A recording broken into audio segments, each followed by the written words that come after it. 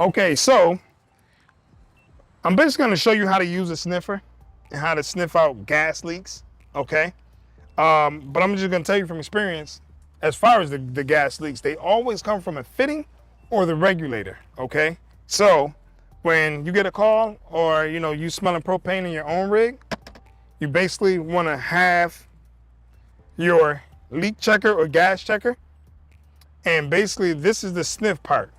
I mean, you literally could pass gas and put this next to your buttocks and it'll go off. So these things are sensitive. So basically you want to go around the fittings first. And here you can see that light blinks.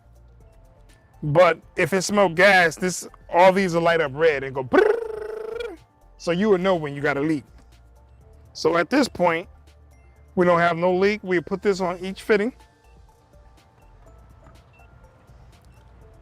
The regulator especially, and then obviously the connection, okay?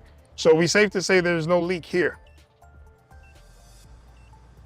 So obviously the regulator here is very important because they do go bad. It regulates how much gas should enter the RV and the appliances, so that's very important. So we're gonna change one of these out. But I just wanted to show you how you leak check. This is how you do it on a fifth wheel. I'm gonna also show you how you do a leak check on a travel trailer.